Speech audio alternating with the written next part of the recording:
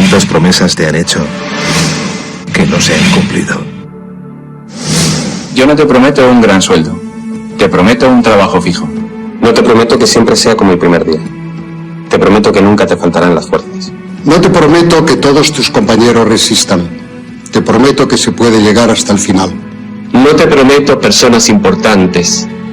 Te prometo personas que no saben cuánto valen. No te prometo que vayan a hacer caso de lo que digas. Te prometo que querrás repetirlo una y otra vez. No te prometo la comprensión de los que te rodean. Te prometo que sabrás que has hecho lo correcto. No te prometo que te vayan a pedir ayuda. Te prometo que te necesitarán. No te prometo una decisión fácil. Te prometo que nunca te arrepentirás. No te prometo un trabajo perfecto. Te prometo formar parte de un proyecto inolvidable. No te prometo que siempre vayas a obtener resultados. Te prometo que tu trabajo dará mucho fruto. No te prometo que vayas a tener grandes lujos. Te prometo que tu riqueza será eterna. No te prometo que siempre vayas a poder ser valiente. Te prometo que tu amor será más fuerte que el mío. No te prometo que puedas acabar con el dolor, el sufrimiento y la injusticia. Te prometo que estés donde estés, llevarás esperanza. No te prometo el reconocimiento del mundo. Te prometo una palabra eficaz. No te prometo seguridades humanas. Te prometo la certeza de que has sido elegido. Y te prometo que alimentarás al mundo.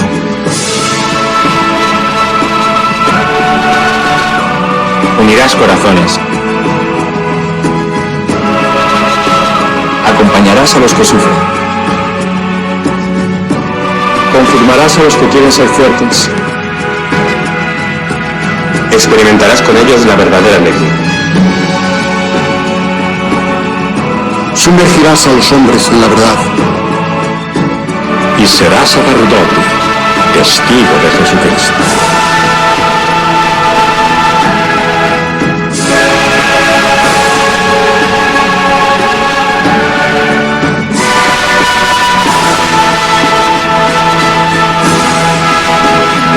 No te prometo una vida de aventuras. Te prometo una vida apasionante.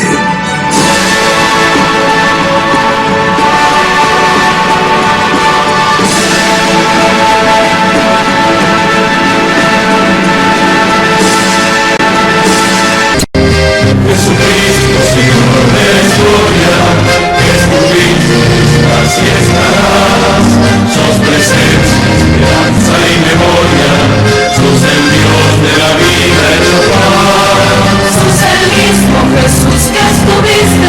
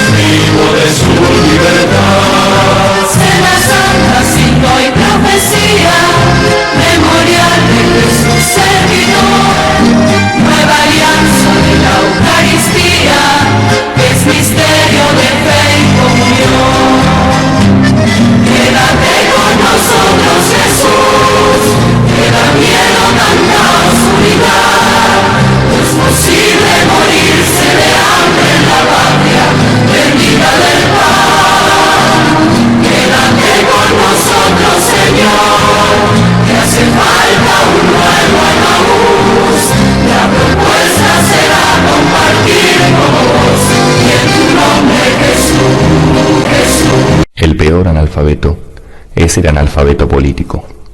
No oye, no habla, no participa de los acontecimientos políticos. No sabe que el costo de la vida, el precio del poroto, del pan, de la harina, del vestido, del zapato y de los remedios dependen de decisiones políticas. El analfabeto político es tan burro que se enorgullece y ensancha el pecho diciendo que odia la política. No sabe que de su ignorancia política nace la prostituta, el menor abandonado y el peor de todos los bandidos, que es el político corrupto, mequetrefe y lacayo de las empresas nacionales y multinacionales. El 24 de abril del año 2024, la Agencia Nacional de Seguridad Vial fue hackeada y se filtraron licencias de conducir de casi 6 millones de usuarios, todas las licencias de conducir de la Argentina. ¿Sí? Esto fue a poco de comenzado el gobierno de Javier Milei. Los datos se vendían en internet por $3.000. Pocos días más tarde, el mismo mes de 2024, se filtraron 65 millones de registros de RENAPER, del Registro Nacional de las Personas. Desde el Ministerio del Interior negaron la filtración y afirmaron que no hubo hackeo, que esto es algo que se va a repetir en cada uno de estos episodios y no hace más que alimentar las sospechas de que hay alguien que desde adentro está entregando estos datos, lo cual no es un detalle menor y ya vamos a llegar a por qué no es un detalle menor. Noviembre del año 2024, primer año de gobierno de Javier Milei, y la Comisión Nacional de Energía Atómica esta vez es objeto de un ataque hacker que accedió a información de proyectos estratégicos nucleares como el reactor RA-10 y el Carem 25. El evento afectó todas las sedes de la Comisión Nacional de Energía Atómica, que hoy sabemos le interesa muchísimo a Estados Unidos. Y aunque desde jefatura de gabinete dijeron que la situación estaba contenida y que no se robó información, el grupo que aparentemente accedió a esta data publicó luego la información obtenida. Es decir, mintieron en el gobierno respecto al alcance de este ataque. Un mes más tarde, en diciembre del 24, hubo un ataque de hackeo al dominio argentina.gov.ar, a la aplicación Mi Argentina y a la aplicación de la SUBE. Esto fue el 25 de diciembre, en Navidad, donde se dio este ataque que modificó algunos encabezados, dejó algunos mensajes burlones como fuck Milei y demás. Y los hackers dejaron un mensaje también diciendo que lo habían hecho por diversión. Saltemos a mayo del año 2025, del año pasado, hace un año. Se filtraron datos de 50.000 miembros del ejército argentino. El ejército denunció ante la Policía Federal un posible hackeo de datos personales de unos 50.000 efectivos tras recibir un correo electrónico anónimo que afirmaba poseer información sensible, es decir, si no ni se daban cuenta. La filtración, de acuerdo a algunos aspectos, explotó una vulnerabilidad técnica y consiguió acceder al DNI, a los diplomas académicos, a las fojas de servicio, las direcciones de domicilio, los registros de viaje y los antecedentes familiares de los miembros del ejército argentino. La CIDE se enteró porque lo leyó en los diarios. Y el gobierno salió a decir que no era para tanto, que la mayoría de los datos eran públicos. Un mes más tarde, junio del año 2025, se roban datos de más de 13.000 usuarios de Mi Argentina nuevamente. Se detecta la circulación de miles de credenciales obtenidas de esa plataforma. El incidente provocó además demoras en sistemas que dependen del Ministerio de Justicia y que dependían de esta plataforma para la identificación de personas. Y así llegamos a diciembre del año pasado, hace medio año, cuando se dio lo que se conoce como la mayor filtración de datos de la historia argentina. Esto se alertó en un sitio especializado que advirtió el 18 de diciembre que se había publicado en la Dark Web la base de datos completa de Work Management. ¿Qué es Work Management? Una empresa que siguió operando tras el cierre judicial en 2023 de Sudamérica Data, que era otra empresa vinculada y que había sido clausurada por estar involucrada en una causa de espionaje ilegal. El volumen de datos publicados en esta filtración incluyó más de 60 millones de registros de ARCA, más de 75 millones de registros del registro justamente automotor y más de 176 millones de registros de ANSES, con teléfonos, correos, direcciones y salarios de empleados. Arca salió a negar que haya habido acceso no autorizado a sus sistemas, lo cual es peor todavía, porque significa que lo entregó alguien de adentro. Marzo de este año, hace 2 meses, menos de 2 meses, 30 de marzo del 2026, se filtraron por lo menos 17 entidades públicas. Algunas fuentes hablan de 28 entidades públicas, entre ellas IOMA, OSEP, el Ministerio de Salud, el Ministerio de Seguridad, la Corte Suprema, la Jefatura de Gabinete, Gendarmería Nacional, Banco Central de la República Argentina. Solo en las obras sociales que estaban incluidas en esta filtración se considera que hubo más de 4 millones de personas cuyos datos fueron expuestos. Y en el caso de la Jefatura de Gabinete, más de 140 gigas de información fueron recabados y expuestos. Y unos días más tarde, el 6 de mayo, hace 20 días,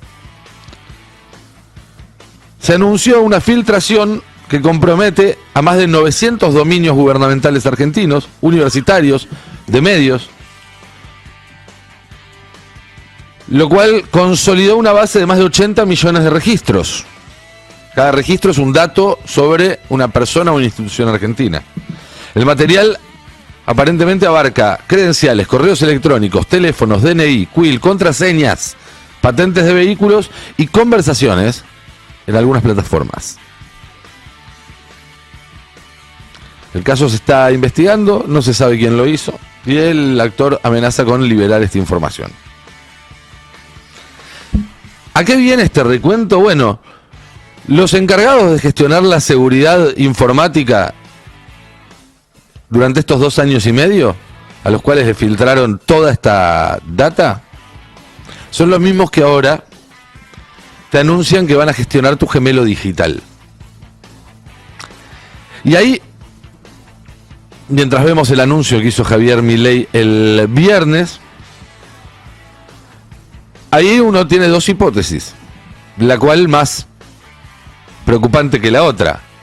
O bien son unos inútiles a los cuales darles la responsabilidad de gestionar un programa tan sensible como este es una irresponsabilidad total y absoluta, o bien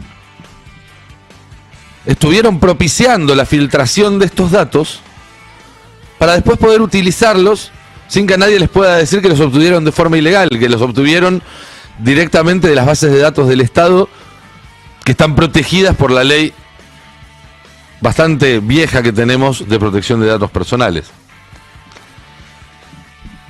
Pero lo cierto es que de una forma u otra no hay ningún grado de confianza en que este gobierno pueda gestionar para el bien de los argentinos una plataforma con las características de la que acaban de anunciar. Vamos a ver y escuchar el video que publicó el viernes primero la ministra de Capital Humano Sandra Petovelo y luego el presidente Milei para anunciar este programa de gemelo digital. Por primera vez Argentina lidera el futuro social, un cambio de paradigma en las políticas sociales, con el uso de inteligencia artificial. Durante décadas el Estado reaccionó sin poder anticipar. Estamos entrando en una nueva era. Hoy Argentina da un paso histórico. Lanza el primer gemelo digital social. Un sistema que integra datos reales para simular, anticipar y optimizar políticas públicas. Integramos información de múltiples fuentes en una base unificada que, mediante inteligencia artificial, identifica lo relevante y proyecta escenarios posibles. El gemelo digital convierte la experiencia social en inteligencia pública. Por primera vez, podemos entender cómo se construye el capital humano de una sociedad y entender cómo cada intervención impacta en el desarrollo de capacidades a lo largo de toda la vida. Permite comprender, predecir y optimizar decisiones para generar más oportunidades, más autonomía y más desarrollo humano. Convocando a los principales actores del mundo para construir el primer modelo global, Argentina reúne al mundo para innovar en política social.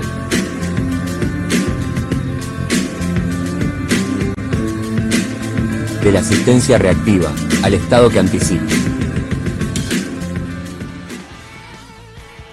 De la asistencia reactiva al Estado predictivo. Si suena un poco a ciencia ficción, es que hay algo de eso también. Pero miren esto, porque esto salió en todos lados. La verdad es que salió en todos lados, salieron incluso algunos diputados a decir vamos a presentar un pedido de informes. Pero el mismo día, y casi a la misma hora que salía publicado este video, el Ministerio de Defensa también posteaba un mensaje muy parecido, que pasó más desapercibido y eso a mí un poco me preocupa. Ahí tenemos el tuit del Ministerio de Defensa que dice que el ministro Carlos Presti visitó la demostración de sistemas de inteligencia artificial para las Fuerzas Armadas, presentada en el marco de la cooperación con los Estados Unidos. Ya ahí hay un punto. La incorporación de estas herramientas permite avanzar en la modernización del sistema, anticipar escenarios, optimizar la planificación, etcétera, etcétera. Y termina diciendo, la exposición estuvo enfocada en el desarrollo de una plataforma estratégica de simulación, monitoreo y análisis predictivo en tiempo real, orientada a fortalecer las capacidades de conducción, comando y control, y en la creación de un gemelo digital de la República Argentina. O sea que ahora ya no es solamente aplicado a la sociedad argentina, sino también desde el punto de vista de la defensa y a un gemelo digital del país.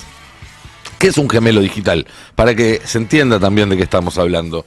Es un concepto que ya tiene sus años, fue creado por la NASA en la década del 60, cuando tenían un problema, que era, tenían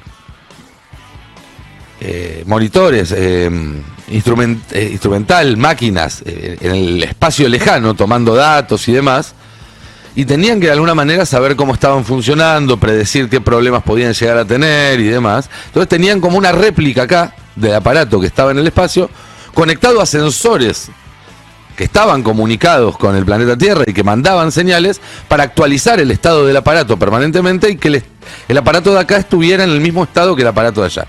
Y eso permitía ir siguiendo algunas cuestiones y previniendo algunos errores, etcétera.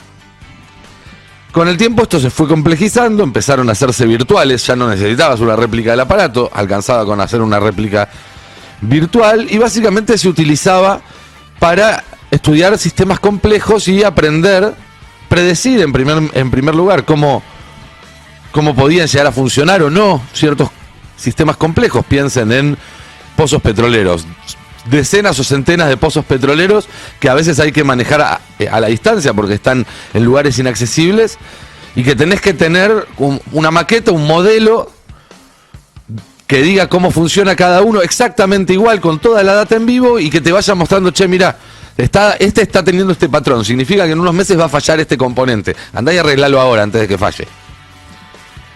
Se utiliza también, por ejemplo, en simulaciones de tráfico en grandes ciudades, que el tráfico es un elemento caótico que no se puede ordenar porque son un montón de individuos tomando decisiones individuales. Entonces, para saber cómo puede afectar ese sistema caótico, poner una barrera o sacar una barrera, poner un puente, sacar un puente o lo que sea, se hacen estas simulaciones, gemelos digitales. Ahora,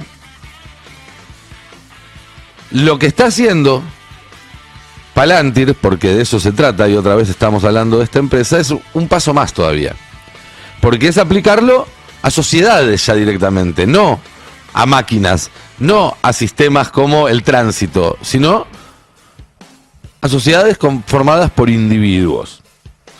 Y además, en este contexto, en los últimos años, la tecnología algorítmica y la capacidad de recolección de datos, sobre todo, permitió modelar a estos, vale la redundancia, modelos, a estos gemelos digitales, con tanta precisión que ya no solamente puede monitorear y predecir, sino que también puede manipular.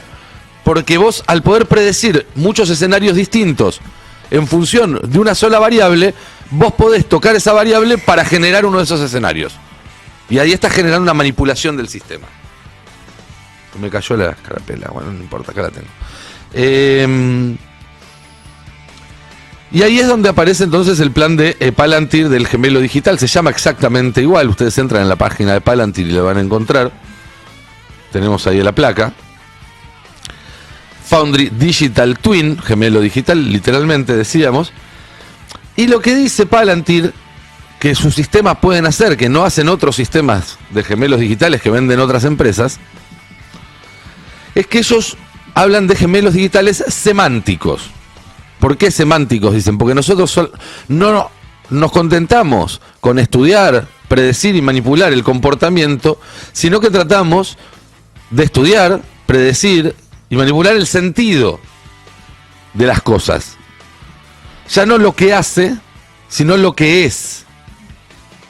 Recordemos, Palantir es una empresa fundada por licenciados en filosofía, no por ingenieros. Y es muy importante esto, porque todo esto tiene que ver con una filosofía muy clara y con esta idea de manipular a las sociedades a través de la tecnología que Peter Thiel ha comentado en pasajes que nosotros pasamos acá muchas veces.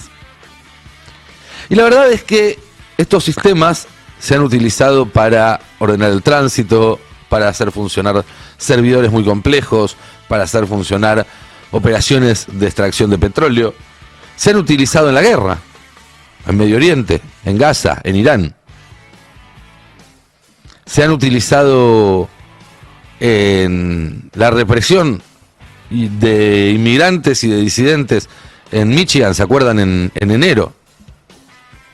Nunca hasta ahora se utilizó como base de un experimento de ingeniería social sobre un país entero.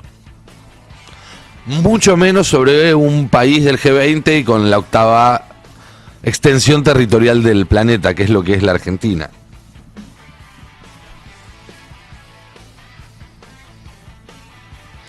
La arquitectura técnica que despliega el programa de gemelo digital de Palantir tiene 3 capas. Esto es lo que les comentaba hace un rato. La primera es la capa de datos, donde se integran todas las fuentes de datos, incluso todas esas que se filtraron en los últimos 2 años y medio, y muchas otras.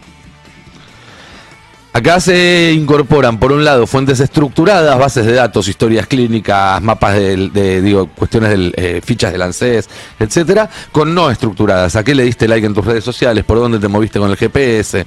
Etcétera, etcétera, etcétera. La segunda capa es la capa de simulación, que modela escenarios predictivos a partir de los datos procesados en la primera capa. La novedad que introduce Palantir es la tercera capa, que es una capa que transforma ese análisis en órdenes que retroalimentan el sistema. Entonces, detectan un patrón y dicen, seguí investigando por acá. O se dan cuenta de que alguien a quien ya le pusieron la condición de blanco está en un lugar vulnerable y directamente le dice al sistema, atacá y matalo ahora, que podés. No esperes a que un humano te dé el ok.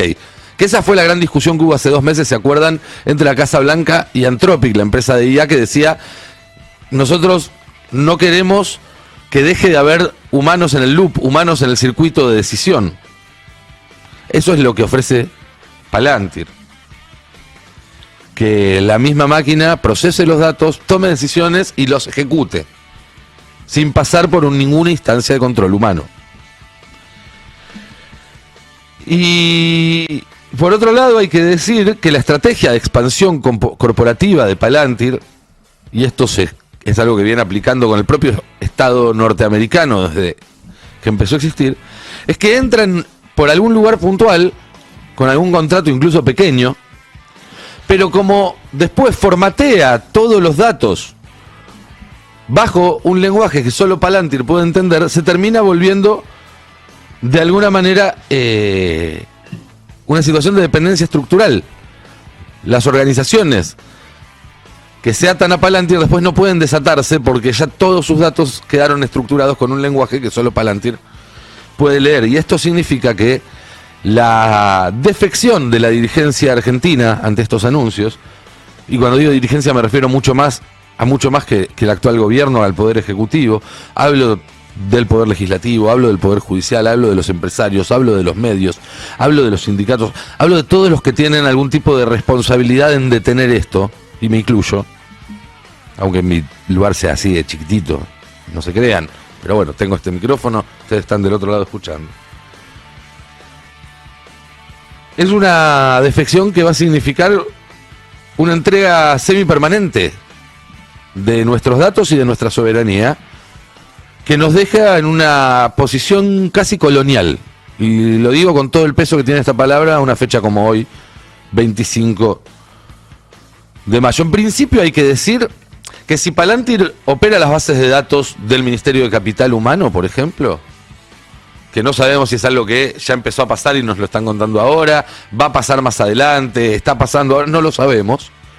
Pero en el momento en el cual Palantir empieza a operar esas bases de datos, todo lo que hay en esas bases de datos queda sujeto a la legislación extraterritorial de Estados Unidos, porque así lo dicen las leyes de Estados Unidos. Dicen que todos los datos alojados, procesados o gestionados por corporaciones norteamericanas pertenecen a Estados Unidos y pueden ser utilizados por el gobierno norteamericano por razones de seguridad nacional, incluso sin orden de un juez, y obviamente sin tener que informarle ni al gobierno argentino ni a los ciudadanos en cuestión que esos datos están siendo vulnerados.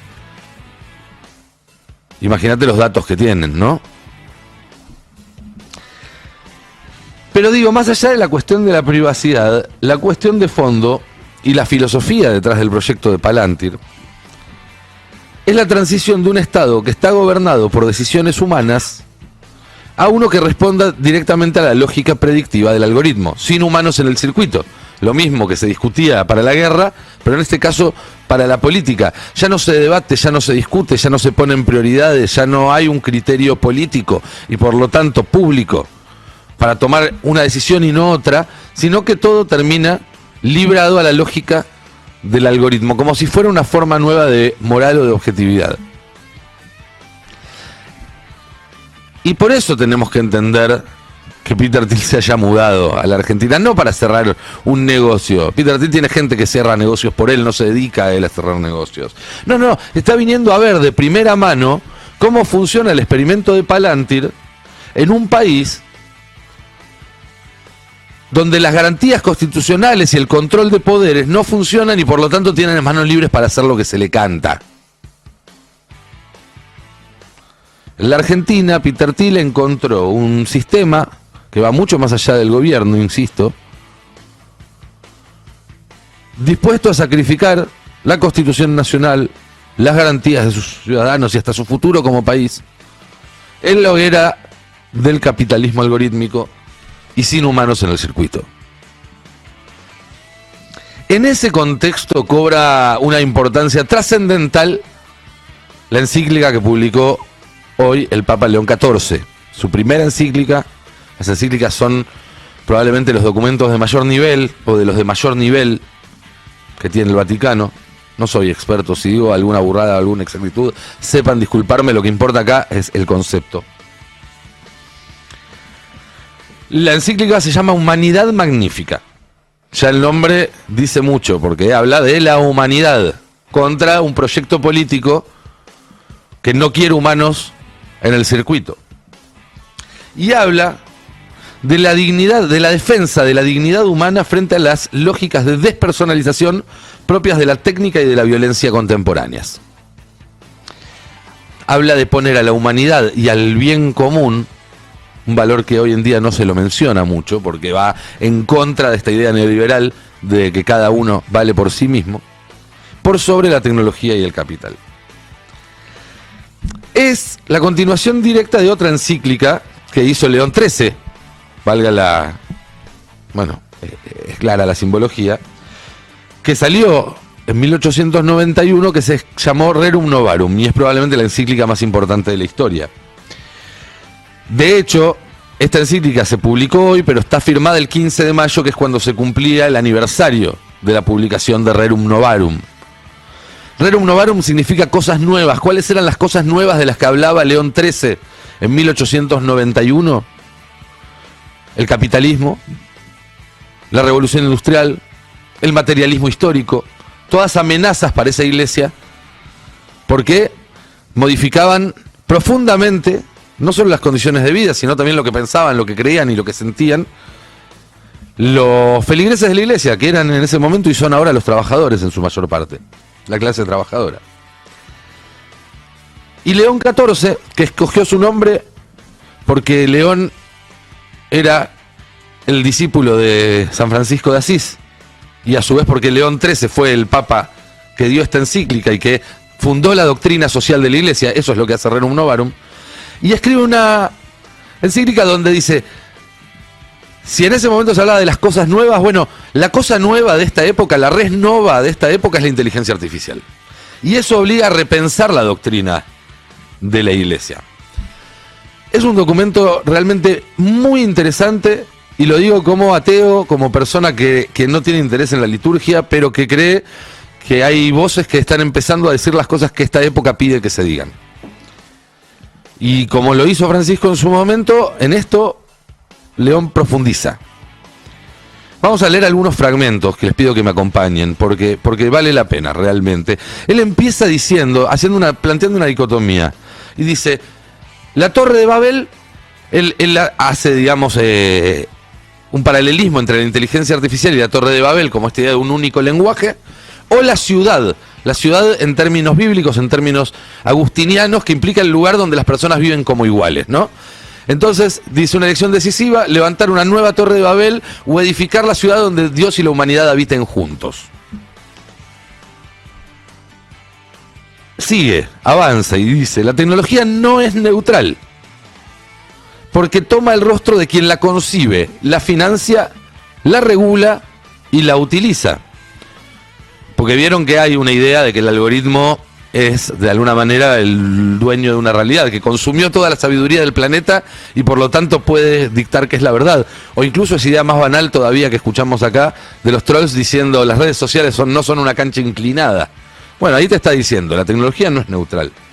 Pero además, dice, la inteligencia artificial en la siguiente placa, no es moralmente neutra. Dice, en realidad todo artefacto técnico lleva consigo decisiones y prioridades.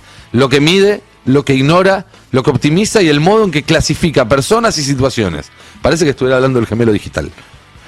Si un sistema, bueno, está hablando de eso. Si un sistema se concibe o emplea tratando algunas vidas como menos dignas, o las excluye sin posibilidad de apelación, no es un simple instrumento que hay que usar correctamente, porque introduce ya un criterio que contradice la dignidad inalienable de la persona. Por eso el discernimiento ético no se puede limitar, a preguntarse si usamos un determinado sistema para un fin bueno o malo, sino que debe interrogarse también sobre el modo en el que está diseñado y qué idea de persona y de sociedad queda inscrita en los datos y en los modelos que lo guían. ¿Se entiende? No se trata solamente de agarrar esta inteligencia artificial y cambiarle la víctima, cambiarle el objetivo, sino de repensar de raíz esta novedad tecnológica.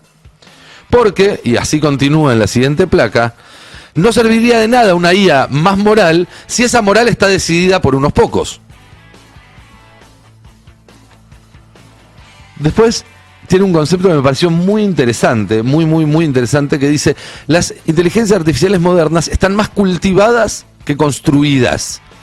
Los desarrolladores no diseñan cada detalle, sino una arquitectura sobre la cual la inteligencia artificial crece. Y en consecuencia los aspectos científicos fundamentales siguen siendo desconocidos. Esto es interesante porque uno de los oradores invitados en la ceremonia de hoy, donde no solamente habló el Papa, fue uno de los fundadores de Anthropic, justamente una de estas empresas de inteligencia artificial, que dijo esto mismo: hay partes de la inteligencia artificial que nosotros no la conocemos. Hay cosas que están sucediendo ahí adentro que nosotros no podemos comprender.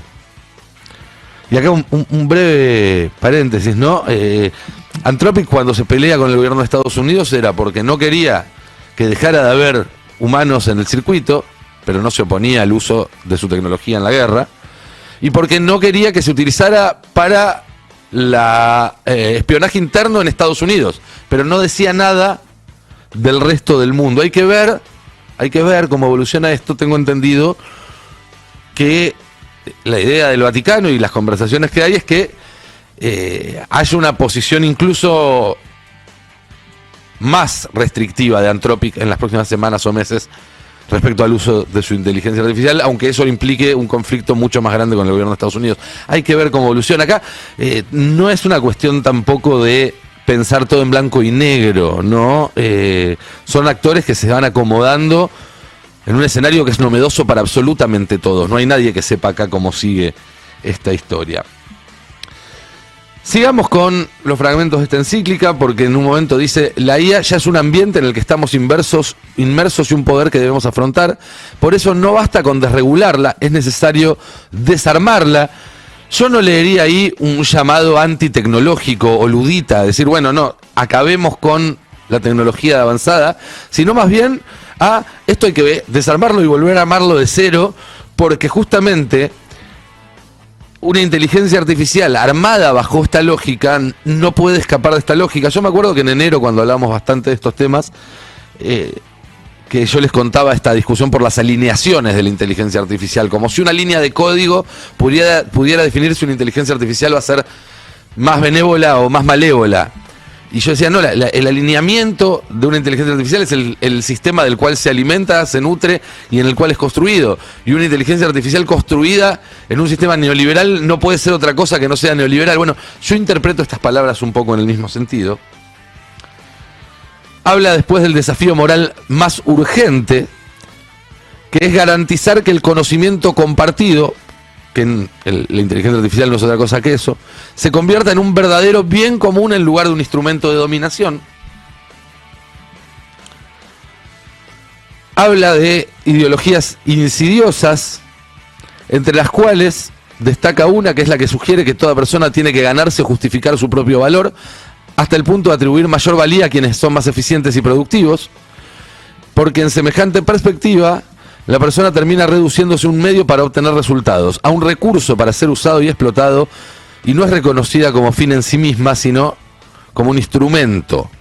Pero el valor de la persona, dice el Papa León, no depende de lo que realiza o produce. Existen derechos que corresponden a todos por el mero hecho de ser personas. Ningún poder humano puede legítimamente negarlos o limitarlos arbitrariamente. Yo hace un rato le decía al Chapo en joda, el Papa estuvo escuchando Estado de Malestar. No creo.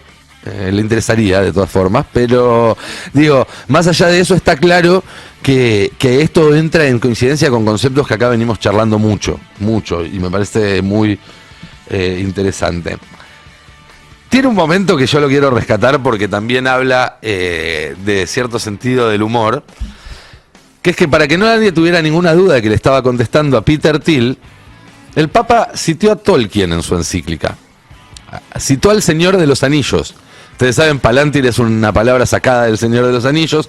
Hay otras empresas de Thiel y de sus socios, Andúril, Naria, Mithril, todas sacadas de esa de ese cuerpo de leyenda. Y el Papa lo cita a Tolkien, que era un ferviente católico en Inglaterra, algo que era raro en esa época, es raro ahora. Y dice, en boca de uno de los protagonistas de una de sus novelas, el mago Gandalf, que describió así nuestra responsabilidad. Y cita una frase hermosa de esa novela del Señor de los Anillos.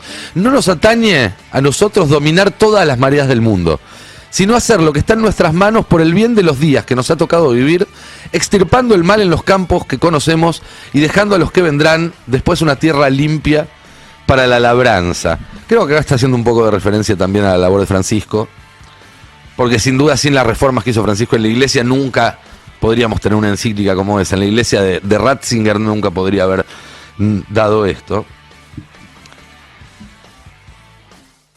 Después, bueno, no quiero extenderme muchísimo, pero es muy fino en la forma en la cual describe el poder tecnológico, que hoy tiene un rostro privado y transnacional, que es más fuerte que el de los estados, que hace más difícil gobernarlo.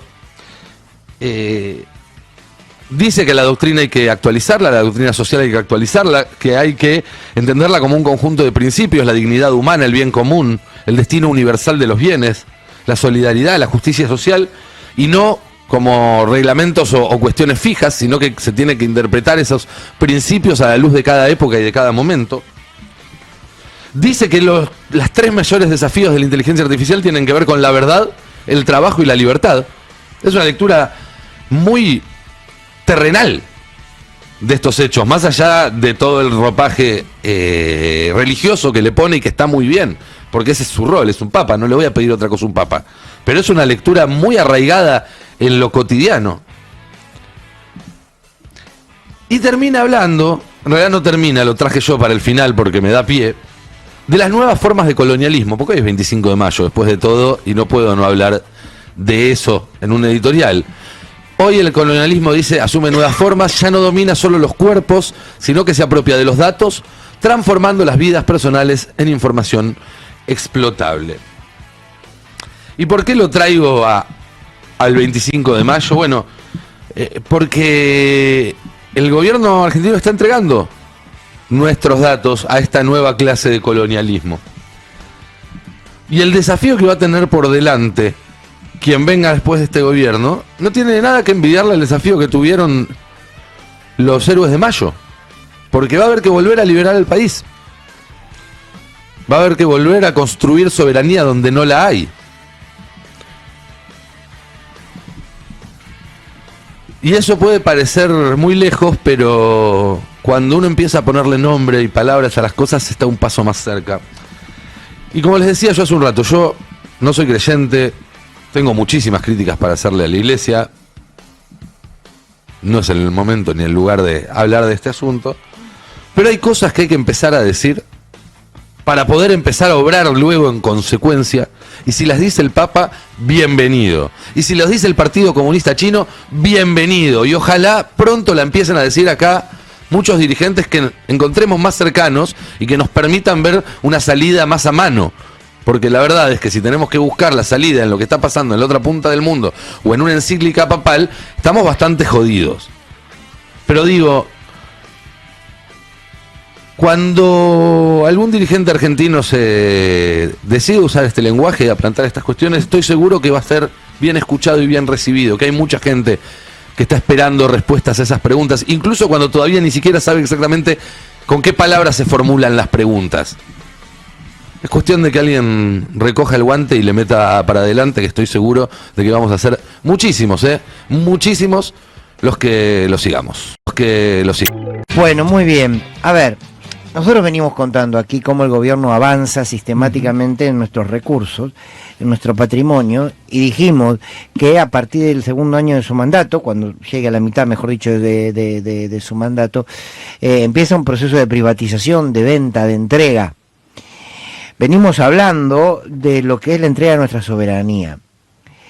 Si ustedes se acuerdan, nosotros contamos aquí, y hubo una diputada nacional, hablo de Adriana Serkis, que en sus redes, Adriana Serkis, que fue presidenta de la Comisión Nacional de Energía Atómica, es diputada hoy, ella venía denunciando en sus redes lo que estaba sucediendo acerca de funcionarios norteamericanos que estaban aquí en la Argentina y estaban en nuestros centros nucleares. Nos empezamos a preguntar qué es lo que está pasando, a qué vienen. Es cierto que hubo representantes del Departamento de Estado de los Estados Unidos en el Departamento de Energía, en la Comisión Reguladora Nuclear de los Estados Unidos, estuvieron aquí.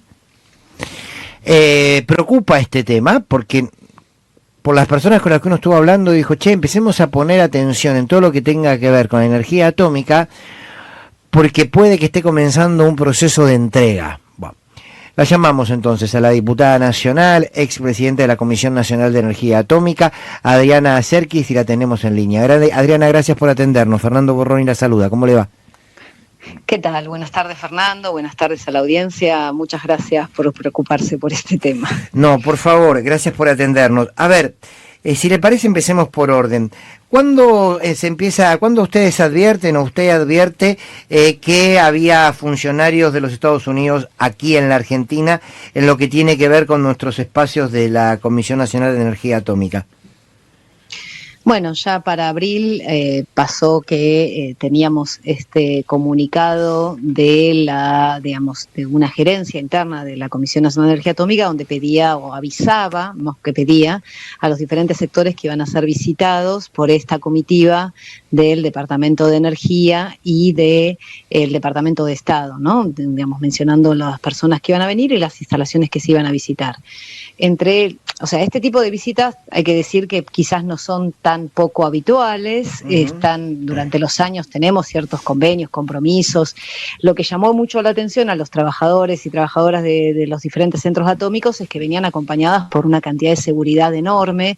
De hecho, en el Centro Atómico Constituyentes aparecieron con la gendarmería montada, algo inusitado, y en esos momentos justamente ellos están teniendo bastantes conflictos dentro de los centros atómicos porque no está funcionando el servicio médico por falta de pago, no está viendo, digamos, material de limpieza, no está viendo un montón de cosas y al mismo tiempo, digamos, conviven con estas, digamos, injerencias que parecen como sobredimensionadas.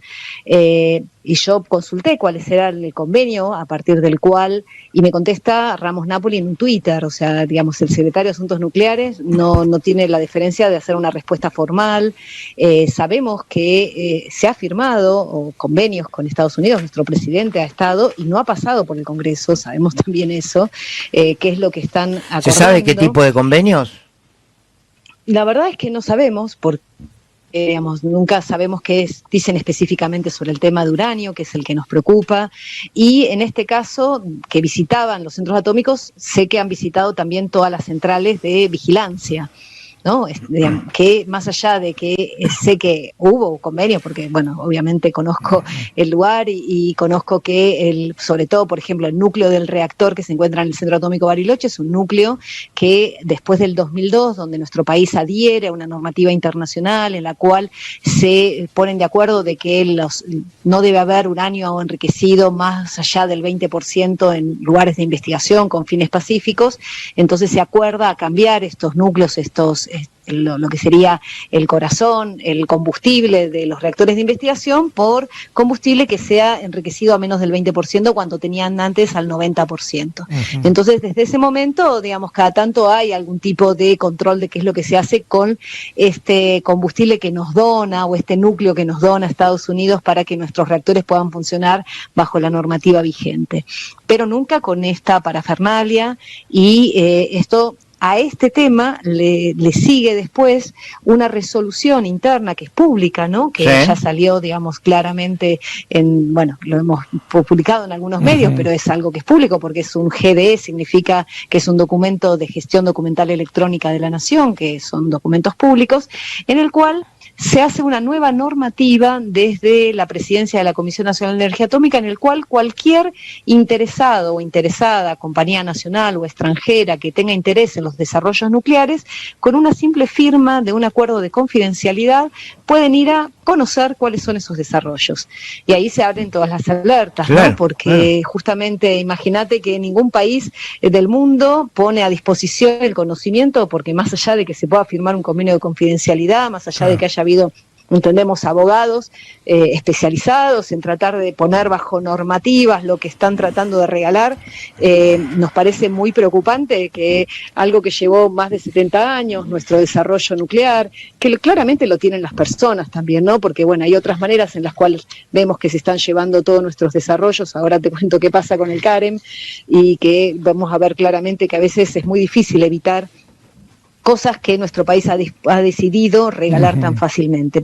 Pensá que con Irán tuvieron que bombardear las instalaciones, tuvieron que matar a los físicos que estaban haciendo estos desarrollos y nosotros simplemente les abrimos las puertas. Adriana, la verdad que es triste pensar cómo hay tanta entrega.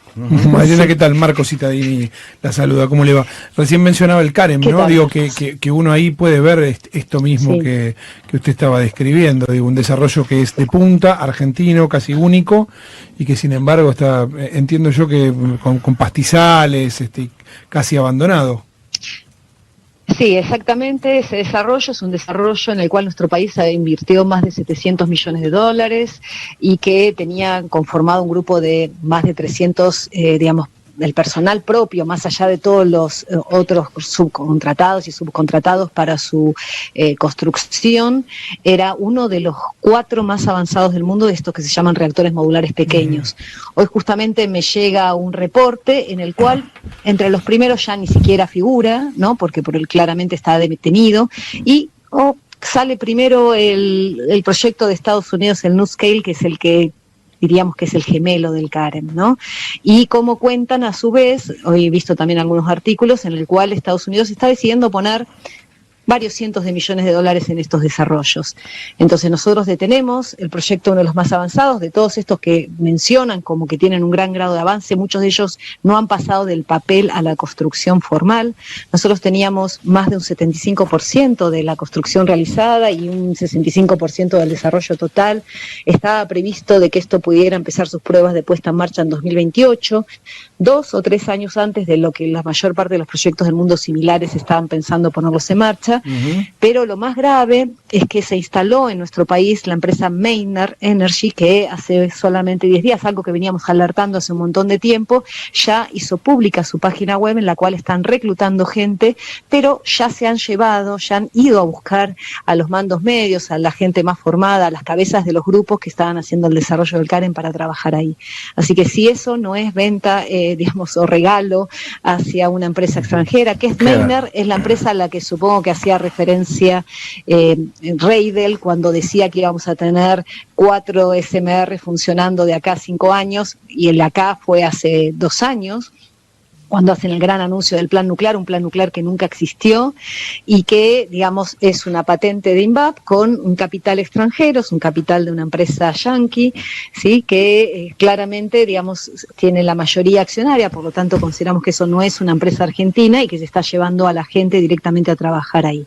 Así que la verdad es que es tremendo lo que está ocurriendo, y a todo esto con la amenaza de digamos, de un cambio en la institución, de un no renovar contratos. Habían quedado, digamos, de una institución que todavía había recién empezado a llegar a lo que era la planta óptima determinada por el PRO. No sé si se acuerdan que en el año 2017, 2018 había estado analizando cuáles eran las plantas óptimas de los, digamos, de los diferentes organismos del Estado Nacional. Bueno, la comisión estaba igual o por debajo, bueno, había perdido gente en esos últimos años, y cuando habíamos logrado llegar más o menos a esa planta óptima, más la necesaria para un desarrollo como estos, en el cual había que sumar gente, ahora han perdido más de 400 personas, ya están por debajo, es todo un desastre.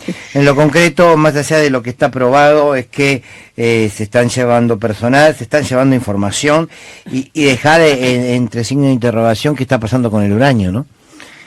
Sí, eso, digamos, también es la alerta, porque sabemos que Estados Unidos está necesitando con mucha urgencia para sus propias centrales, tiene miedo de quedarse sin el uranio que le vende Rusia, y, digamos, nosotros las reservas que tenemos, si pudiéramos poner en marcha todo lo que el plan nuestro de transición energética requiere, no alcanza solo para nosotros, para abastecernos a nosotros mismos, así que ahí también tenemos un problema. Adriana Serkis, muchísimas gracias, No, al contrario, muchas gracias a ustedes, y bueno, que sigamos peleando por una tecnología propia, por una soberanía tan importante para seguir adelante con un país que debería estar creciendo y no decreciendo. Así es. Gracias, diputada. Adriana Serkis es diputada nacional por Fuerza Patria, provincia de Río Negro.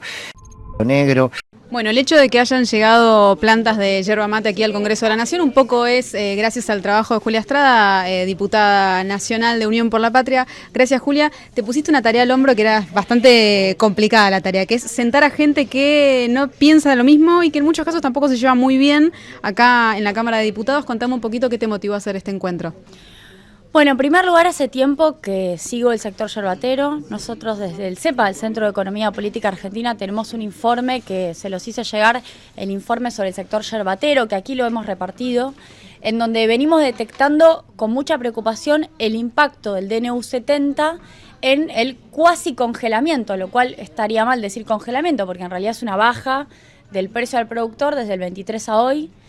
Hay números que se mostraron en la comisión, estábamos en torno a los 300 pesos el kilo de hoja verde, si no es 300 será 2.50 el kilo de hoja verde. Sí, 300 en el mejor de los casos. 300 en el mejor de los casos, pero había un precio bastante más elevado que el que hay hoy, ¿no? En torno a los 2.10. Y eso genera, como escuchamos en la comisión, una serie de impactos negativos, no solo a nivel micro, como le gustaría decir al presidente, en las familias, sino en la economía misionera. Y diría también en la economía de Corrientes, del norte de la provincia de Corrientes.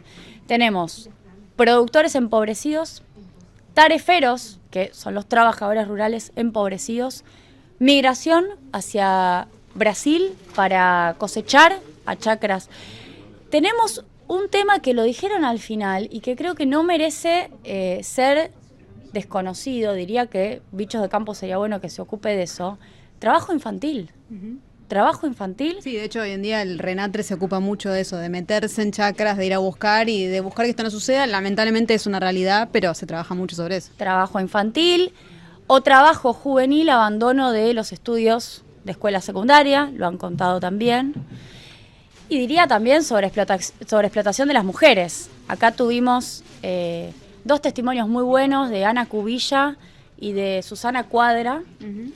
Y también de Luisa Fleitas, que la veo desde acá, 3 mujeres que hablaron de lo que significa también ser mujer en un sector en donde trabajan el doble, ¿no? No hablaron del trabajo doméstico, pero yo lo puedo agregar. Y me parece que no está del todo dimensionado, que no estamos hablando sencillamente de una economía regional alejada, poco relevante, estamos hablando de la economía regional que hace que Misiones tenga el desempeño económico que tenga, digo, bueno o malo, es la que define el destino de la provincia de Misiones, junto con, podemos decir, la forestal, junto con el turismo, ¿bien? Y lo que me parece importante, y yo lo dije al final, es que una cosa es discutir teorías y miradas sobre el mundo, ideas. A mí me gusta más la desregulación, a mí me gusta más la regulación. Ya no estamos discutiendo ideas. Podíamos discutir ideas en diciembre del 23, cuando ganó Milei, cuando vino Sturzenegger y dijo, a mí me parece que esto hay que desregularlo. Bueno, perfecto, probemos qué es lo que pasa con esa idea. Ya probamos. Pasaron 3 años. Ya hay resultados, ya hay números, ya hay consecuencias concretas. Esto es lo que yo digo. Vos podés tener una idea, pero también podés equivocarte en tu idea. También podés fracasar. Y lo que vemos es el fracaso de esa idea, de la desregulación total y absoluta sobre un sector que tiene un problema de distribución de poder. Tenés productores fragmentados en un esquema que se llama oligopsonio y tenés la industria concentrada en un esquema de oligopolio que le compra a esos productores fragmentados. Si vos no fijás un precio de referencia, les pagan lo que quieren. Esto es así, es el zorro en el gallinero. Es así, lo dijeron los productores. Y a esta altura del partido, a 3 años, esto es la realidad. Ya no me interesa si te gusta más la desregulación o no te gusta más la... Uno tampoco se casa con sus propias ideas a contramano de la propia realidad. Nosotros también nos podemos equivocar. Ahora, la soberbia de La Libertad Avanza, en decirle otra vez, por segunda reunión consecutiva, en la cara, en este caso a productores, que tengan paciencia y que todo va a estar bien, que es un tema de corto plazo, a mí me parece grave, pero sobre todo me parece irresponsable. Porque nuestra tarea como diputados nacionales no es decirles esperen y tengan paciencia. Nuestra tarea es resolver. Sí, de hecho parecía ser un discurso bastante políticamente correcto en el decir, bueno, vamos a llegar a un buen lugar. Mientras tanto, una de las exponentes decía, yo no tengo 20.000 pesos para pagarle las fotocopias a mi hija que va a la universidad. Me parecía interesante que se ven estas posturas y un poco lograste eso, ¿no? Que exista ese ida y vuelta. Incluso un presidente del INIM que muchos productores decían, te estamos conociendo la cara acá porque no has venido. Así que, ¿qué te hace sentir vos también igual que ese sector que es criticado por los productores venga acá y participe del debate? Creo que hemos logrado construir, creo que habla bien de cómo hemos trabajado, hemos logrado construir una comisión conjunta en donde todos los actores sentían la confianza suficiente para venir y expresar sus ideas y saber que iban a ser escuchadas. Y toda la conducción de la comisión fue llevada adelante de esa manera. De hecho, permítanme decirlo, hablaron muchísimo más diputados que piensan distinto a lo que yo digo que aquellos que piensan parecido a lo que yo digo, y aspiramos a que esto se siga construyendo. Tengo proyectos de ley, después se los voy a mandar a Bichos de Campo, tengo proyectos de ley para restitución de las facultades del INIM para la fijación de precio. Lo adelantaba una de tus compañeras de bloque, digamos. Sí, claro, Roxana Monzón, que también tiene otro proyecto similar. Son los 2 proyectos más importantes, luego hay otro que presentó Agustín Rossi con el diputado Oscar Herrera Aguad, que también es relevante, y esos proyectos de ley, en virtud de esto, cobran otra forma, está bueno que los podamos difundir. Son proyectos que son la única alternativa que hay hoy frente a un gobierno que ya lo dijo el presidente del INIM, lo dijo Rodrigo Correa y también lo dijeron los diputados de La Libertad Avanza. Ellos creen que no hay nada para hacer. Bueno, frente a la nada misma que hay enfrente, porque ni siquiera hay una solución intermedia, lo único que hay es un camino de restitución de las facultades del Instituto Nacional de la Yerba Mate. La última que te hago, Julia, es si uno de los exponentes también hablaba de hacer como un poco de autocrítica, de que probablemente había cosas que se podían mejorar del INIM, restituir, pero mejorar. Hay algunas cosas de las evaluaciones que ha hecho el mismo CEPA o acá en el momento de preparar, que vos digas, bueno, esto sí se podría mejorar, mientras tanto restituimos las funciones, pero esto también tiene tela para cortar y podríamos toquetear algo acá.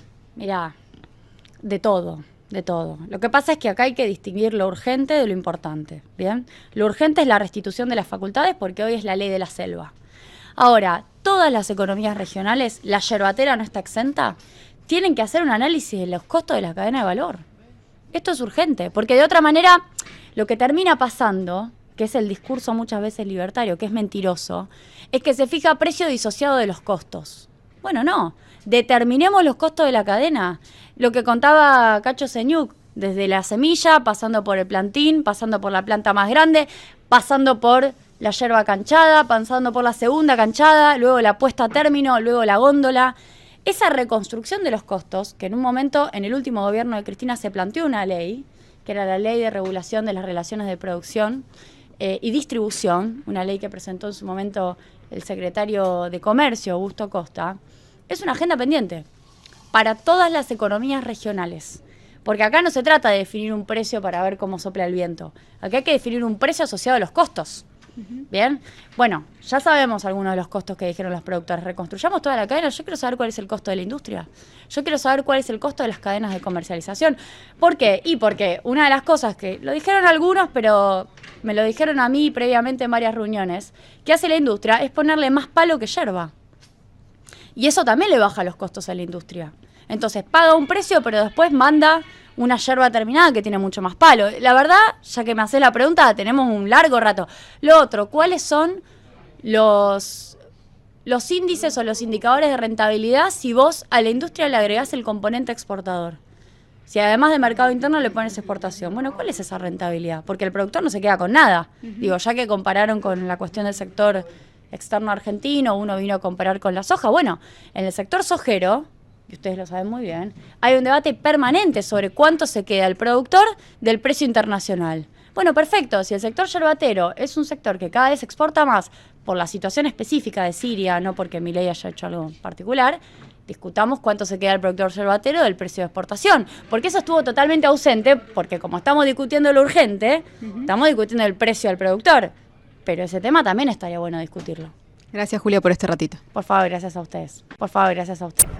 Tenemos que hacer una gran manifestación, una pueblada, para sacar a todos estos jueces de mierda, pero una pueblada de verdad, una pueblada contra los jueces, una pueblada que demostremos, como el 20 y el 21 de diciembre, que el pueblo está harto y podrido y que tiene que salir a la calle.